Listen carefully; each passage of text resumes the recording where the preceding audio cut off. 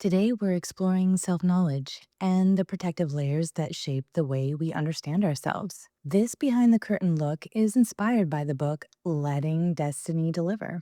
And I'm honored to be joined by its author, Dr. James Rini, who brings insights from 47 years as a practicing psychotherapist. I'm the curiosity conduit. Together, we invite you into a dialogue where destiny meets awareness and curiosity leads the way. So stay open, stay curious, and let's see what destiny delivers. I'm going to start off with this first quote. Knowing thyself should not be confused with self centeredness or being egotistical, as it is neither of these. Self knowledge is not the same thing as being preoccupied with your own thoughts. What do you say about that? It's not being egotistical. Again, we have two minds, two brains. One is governed by the ego and the other's governed by the self. So too often people mistake knowing themselves from their conscious mind's perception, which is egotistical, versus knowing themselves, which is more the unconscious and discovering oneself through life and life experiences and the feedback that we get through life. And too often people confuse themselves, with the games and roles they play and think that's who they are versus self-knowledge, and that is their sense of self, knowing, being true to themselves, being able to honor themselves and host it and manifest it. So, one of the things when you were saying games and roles, and people will identify with this, is it made me think of, obviously, I came from law enforcement, I retired from it. It made me think of there's a lot of law enforcement officers. That is a role that they play, it is a job that they have. And sometimes they never turn it off and they cannot separate themselves from that identity. Is that what you're talking about? Yes. Okay. In any profession, therapists too. I had a lady one time, she was a therapist and she brought her son in for therapy because he was failing. And the reason he was failing is because his mom was using all the therapeutic catchphrases. How does that make you feel? And all that. And the only way he could shut her up was to fail in school, because then she'd leave him alone. But she could not get out of that therapist role, even in her personal life. So yes, we become identified with the roles or the games that we play. This wise therapist once said, we all have to play roles in games, but only the wise ones know they're playing. In other words, they don't get lost. Their identity doesn't get lost in that role or game. Just like people lose themselves in relationships. Yes. Yes, they do. I have experienced that myself. I've seen family members go through I that. think everybody goes through that. Yeah. See, and the other problem with not having self-knowledge and being more egotistical is that you are then not nurturing and developing the essence of who you are. And so it's going to be hard to be happy and fulfilled because you're not serving the right master, so to speak. The right master. Yeah, the self versus the ego. It needs to be both, right? Well, no, I really am saying that way because the self is who we are. The ego is the information police in terms of, like what you eat. Do you choose to eat good, clean food, or do you eat garbage? What if it's both? If it's both, you're, not going to get all the benefit that you can from eating clean That's true. and the problems that come from eating dirty. It's fun to eat dirty sometimes. Well, that's the allure. It has to have some sort of temptation or allure. I know, man. But, I think the ego does need to be involved, but it can't see itself as the truth of who we are. The ego is a self-concept of who we think we should be, where the self is our true self. When you're in that age where your peer group matters, you want to be like them. And that's an example of a self-concept actualization of who you are versus dancing to the beat of your own drum. That's more self-knowledge and not an egotistical way of, who's in charge of you. But yes, there needs to be a blend of two because you also have to fit in with others, but you can't do that at the expense of self. Well, I mean, to simplify it, though, I mean, you're talking about society and being your own self, your own individual self, and recognizing the But the difference. ego isn't always able to do that. So that's the problem. The ego thinks it is the self. Like people think moonlight is generated by the moon. It's the reflection of sunlight. The moon doesn't put out any light. So the ego confuses itself for being the self. And so it tends to inflate the self or depreciate the self, neither of which are act. But if you're in tune with the self, then you can go with the rhythm and the rhyme that's the self, and that's how you get to the end of your destination. If you are to achieve and maintain your mental, physical, and spiritual powers at their height, you will need to overcome your ego's resistance to self-examination. What do you mean by self examination? Okay, again, differentiating ego from self. That's a very important distinction. I think people use them, think of them synonymously, but they're not. You have hands and you have feet. They're not the same thing. They may have 5 digits, but they're not the same thing. So the ego, again, is the information police. And so self-examination is the willingness to look at yourself and take responsibility for the things that you may not want to see in yourself, may not like in yourself. And sometimes those things can be positive. Someone can tell you, oh, you're really attractive. Oh, no, I'm not. I'm ugly. And the ego is resistant to that self-examination. Well, look at yourself, in another way. Entertain how somebody else may see you. But the ego, again, it is the dominant force in what we tend to accept as truth, because it's it's the police. It's the information police. And the information police, the ego, again, tends to reject foreign ideas that are foreign to it. Is it true that the self can and will communicate through the body with feelings? It does. That's one of its primary languages is nonverbal communication. So, as you're going through the self examination or you're in those different situations and you're differentiating between self centeredness and, Self-directed. okay, some cues to listen to for yourself is how your body feels during that time. Right, but it all goes back to interpretation, you see, and it's how the ego interprets information. And it, again, tends to have a bias. It tends to, see things a certain way. And that's why again, we're talking about self-examination, which is hard because sometimes we have blind spots and we can't see it. There's also, we tend to be resistant to maybe other people's examination of us too. But that's part of the self-examination. Somebody gives me feedback. Let me reflect on that. Let me see if that fits, or how they might have even seen it that way, even if it doesn't fit. Like I like to say, people can be shy, but that can be interpreted as conceited because they're both aloof, but they're 180 degrees apart. So it's how the ego interprets that. So the ego has to get good at, and at interpreting things properly, but it tends not to because it has a bias. Well, I think if an individual is receptive enough to engage in that reflective process with other people, they'll hear enough patterns to help break that. The key word in that is if. Yes, that is the key word. I'm saying if, and I mean if in that, right? Because And there's unfortunately, the ego does not allow that. It tends to be more resistant to that than to allow it because the ego is there to protect the self. But it can be overprotective, like any parent is overprotective, and it protects it from, unwanted thoughts of oneself, be they positive or negative. And the ego is very dominant in that. well, and I think a way to break that down is hearing this first off Yeah. and acknowledging it. Yes. The self kind of has to be invited, has to be allowed. Self-expression. How many people do not engage in self-expression for fear of sounding stupid or being boring or not interesting? So the ego in so many ways suppresses that, or it's not popular, or it's not like everybody else, or people tease you about it. So the ego, begins to develop all these resistances to our individuality. It's sad. That makes me sad.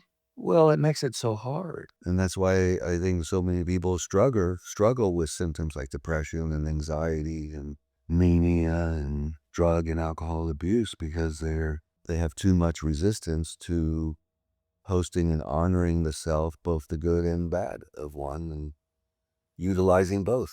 Yeah, I mean, they're just in like this the depths of disconnect. Denial. Yeah. So, according to Dr. Fritz Perls, there are several layers of protection the ego must move beyond in order to objectively be and know the self. The first layer is that of cliche. The cliches. What do you mean by that? Cliche layer. Okay. Hi, how are you? Nice day. superficial Yeah. level on the surface. Says several layers of protection for the ego. What Pearls named those were the layers of neurosis. And it's neurotic because it prevents true contact between two people. So a cliche layer, we're not really making contact. Aminology, or like how many people go, hey, how are you doing? They're not really looking for you to tell them how you're doing. You just say, hi, I'm doing good. How about you? It's a cliche. There's no real connection or contact or deeper knowing of each other. So that's the cliche. Oh, did you see the game yesterday? It's small talk. Let's put it that way. The cliche layer is the small talk. We're not really getting to know each other anymore. We're not really talking, making any deeper connection. We're just kind of acknowledging and interact. That's the cliche layer. Okay. Very superficial. So the ego has to move through that first. Right. All right. And then the next then enters into the layer of roles and games. Okay, and that's the layer that most people stay stuck at. Because we all have to play roles. I'm a therapist. Okay, but I am that in that role very authentically. I am who I am, good or bad, or hopefully therapeutic and not therapeutic. But it's very much driven and based by who I am, as is true of any clinician. Even the famous ones, they became famous. A singer of a band, oftentimes becomes the person that goes on and has hits, not the rest of the band, because it's their unique voice and the way that they can sing that makes them so famous and easy to listen to. Well, and it's also them being more their authentic self and the Right. lyrics that they're writing. Right, as opposed to having to conform to the rest of the band. Right. You see? So we have to play roles in games because, the game of life, as they say. You go to a restaurant, you have to wear shoes, you have to wear a shirt, okay, because that's part of the only way they'll serve you. You have to play that game. You don't have to play that at home. You don't have to put a shirt and shoes on to eat at home. It's more authentic there. It's an analogy, of course, here. And like you said before, a police officer or a manager or any salesperson, a lawyer, they can be so identified with their role that they don't know any other language than that role. I'll use this example. Many years ago, I was at the hospital with my brother and sister because my other brother was there, and I said something inappropriate, and my older sister said to me, what would your patients say if they could see you right now? And I said to her, well, I don't care what they would say because I'm not working. And her point was, she didn't think of doctors saying those things. It wasn't anything terrible. It was just something she didn't expect a doctor to say. But my point is, I was Jim Rini long before I was Dr. Rini. Well, it sounded like a Jim Rainey response too. It was. Because I don't want to lose myself because I have a certain role. Years ago I had real long hair and I went to the bank, and was depositing my check. Of course, it said Dr. Rini on there, and the guy goes, you don't look like a doctor. Because I didn't. I didn't look like a doctor. I had a role, but my authenticity was different than looking like a doctor, you see. But at first when I taught at UCF, I would wear a shirt and tie, and because that to me was the role, that I had to. And then after a while, you know, I just dressed the way I dressed. I stopped wearing shirt and tie because I didn't let go of the role and just, and how I thought I should dress. So it's easy to get caught up in that. And then the games too. People play games, how, players play games in seducing women. You see, that's all the game. And roles in games primarily as Pearls is talking about and why it's neurotic. It's because it's a means of manipulating somebody. I'll be your friend, but I really am being your friend because I have a hidden agenda in terms of what I really want. But the only way I'm going to get to that is if you begin to trust me. And what's lacking is this sincerity. And so, yes, roles in games are important, but they don't have to be toxic. And we don't want to over-identify with them as that's who we are. So I want to back this up a little bit in talking about the cliches. So I did, this is the surface level, this is superficial talk, right? Hey, how you doing? Small talk, hey, how you doing? Even though I don't really care, but I'm going to ask you type thing, right? Like you said. It's an acknowledgement. Yes. Even though when I ask you, I mean it, by the way. Yeah, Side note. I know. All right. So the pathway 6, I have there avoid limiting beliefs or rigid ways of thinking to really kind of combat and go through this because you can really change how, when you acknowledge that, oh, this is the service level. For instance, we'll give the same scenario of, talking to somebody, how you change the sentence in engaging with that person to show you really are interested, that it becomes more than just that cliche. And that'll be the top layer, which is not neurotic anymore. But this one would also fit the roles in games because playing the roles in games are also giving you limited beliefs in rigid ways of thinking. Okay. So not only the cliche is kind of a rigid way of thinking and interacting, but roles in games creates those limiting beliefs in ways of thinking. And it's interesting just it because it seems like it's separated here, but they are technically separated, right? But they really flow into each other. Absolutely. Um Very good. And we have the layer of rules and games and the layer of impasse, right? So this is where they're stuck. And this is where I was thinking, okay, well, let's actually get into that first. What is the layer of impasse? To be or not to be? That is the question. Yeah, right. And the layer of impasse is a tug of war that goes on between the ego and the self. The ego wants to continue to play games and roles because it's safer and it's more manipulative. And where at the same time the self goes, no, I want to be authentic. I want to be the real me. I want to be able to say what I really think and express who I really am. And there's a tug of war between the two, you see, because as the self is saying, no, I want, authentic self-expression. Neither goes, no, you have to play these roles in games because if people knew who you really were, they wouldn't like you or they wouldn't want to be around you. And most of the time, the ego wins. We go back to playing the roles, and that's why it's an impasse because I can't get to where I really want to go, and that is to be authentic. And one part you said one that I've heard quite a bit, and another one that I've recently it's being put in front of me is, that during that tug of war, in the impasse, another thing would be, well, no, if I'm who I really am, that leaves me vulnerable. Yes, especially that one. Yes. And so the ego wins, and now we go back to playing the roles in games. But the ego, but the self isn't gone. It's still saying, no, I want to be authentic. That's why when you go home, you can let your hair down. You can be authentic there. That's Oh, weird. I put my hair up when I go home. metaphor keys. Oh, okay, I get it, I get it. Okay, so this one I have, attached pathway 5. Do not deny, disown, or repress those parts of yourself seeking expression. Perfect. Yeah, because bad things happen. Well, because then you're going back to playing roles in games if you're not expressing yourself. Yeah, and it's gonna come out in ways that you don't expect it. And are going to be destructive, toxic, dysfunctional. Yeah, That's why the ego needs to engage in self-examination so that together they can be able to play roles in games, but not lose authenticity or even be so secure in your authenticity that it's very easy to assume those roles in an authentic way rather than an image that you're trying to portray. good. Another way that the ego can be working towards self-knowledge is by observing what goes in and out of the mouth and determining how much of it is toxic and how much of it is nurturing. Well, it's a form of self-examination. Like I was at the store the other day and I was looking to buy something and the clerk used the F word and they go, oh my God, I'm so Fun? sorry, huh? Fun?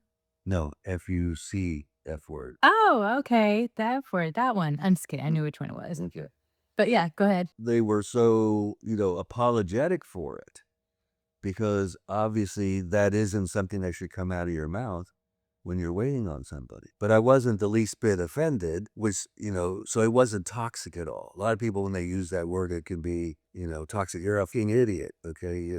That's toxic. Yeah. Um, so yeah, what people put in their mouth, in the movie Odyssey, there's a scene there where they're eating and they're eating like pigs and she turns them into pigs. So that's an example of you can tell a lot of about a person by what goes in and out of their mouth as a way, the words, the smells, the non-cognitive information that they put into their mouth, drugs, alcohol, food, dirt. Some people eat dirt. It's a disorder, but they eat dirt. Isn't that part of, like, pica or something like Yeah. that? Yeah. But anyway, and that kind of gives you an idea of how nurturing or how toxic they are. But a way to really sit down, if you're an individual who is pretty negative a lot of the times, who has a tendency to talk negative or throw a negative spin, I guarantee if you're around human beings, you've probably heard this if you're a grown adult at some point. Geez, you're so negative.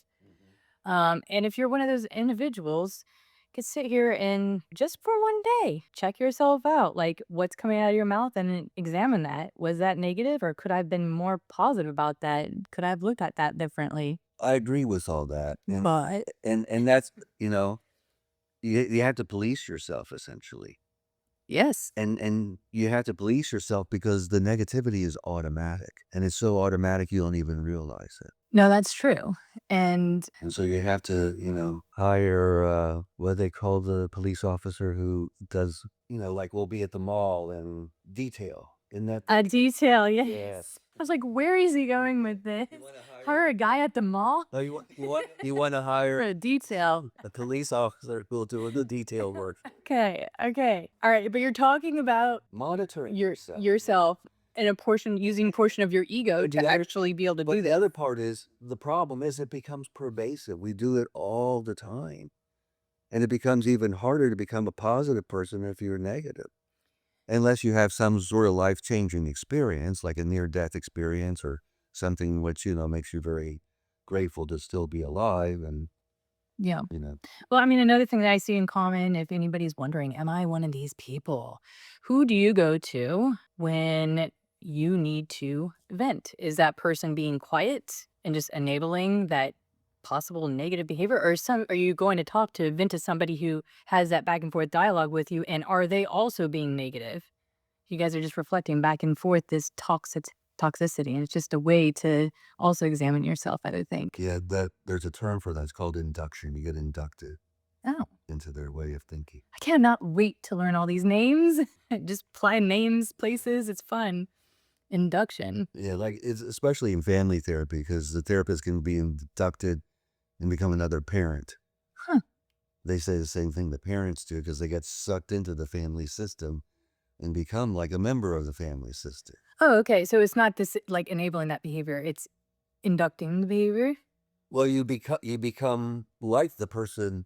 Yes. Oh, okay. Both. Both. Yeah, Yeah. that's what I mean by inducted. If you're inducted into the army, you become a soldier. Okay. Okay. So you no longer become you. You're now a GI.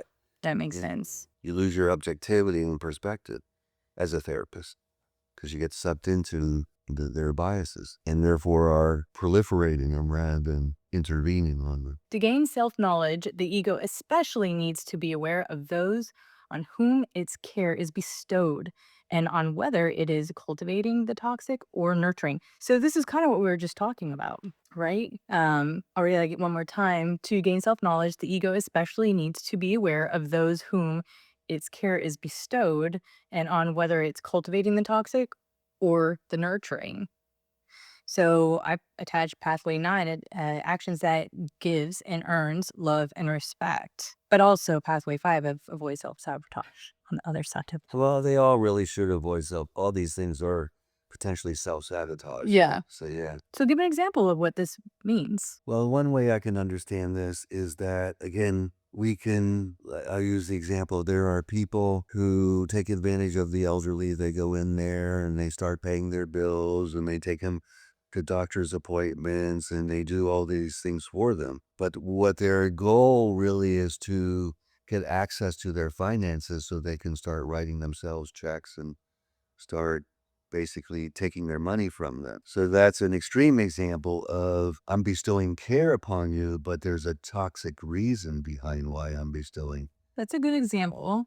Um, or am I really doing that to be nurturing for you? but I also see this in everyday life as kind of like the family member of collateral damage, whether it's the Good. Yes. where how they're acting, an individual is acting at home where their behavior could be toxic. We have a child who, or a teenager, whatever, a family member, it doesn't matter. We have a human being that's in the house with them. And as they are, interacting or screaming or doing whatever, like it affects, this is that passive information that's coming in to that other individual that's not nurturing. It's very toxic for them to be exposed to it and hear certain things that are coming out. And so, when it says to gain self knowledge, the ego especially needs to be aware of those on whom its care and Well, yeah, because if you're toxic to yourself, you're going to be toxic to them. yeah. And so it's not just about you, it's about those around you Right, so you have to as well. detoxify yourself to be able to take better care of others. And that's one thing that I really like about this last quote talking about that is most people won't take the time to check themselves for themselves, but they might do it for somebody else that they do love. Yeah. And so this is another way to be able to gain that self-knowledge is maybe if you're not doing it for yourself, you're gonna benefit. Well, it makes me think of Carl Jung's definition of self-knowledge. Hmm. It's knowing the effect that you have on other people. Yes. I love that definition of self-knowledge. I mean, it ties I right can in. tell by myself by the effect I have on other people. If I make people miserable, I must be miserable old man. Well, thank you so much. And thank you for joining Dr. Rini and I on this journey behind the curtain of letting destiny deliver. Join us next time as we will discuss healthy relationships. Remember to subscribe and like, and questions or comments are welcome below. Now ask yourself, what part of your life might destiny be trying to speak through right now? Keep exploring, stay curious, and remember, destiny isn't something you chase, it's something you allow. Until next time, be well.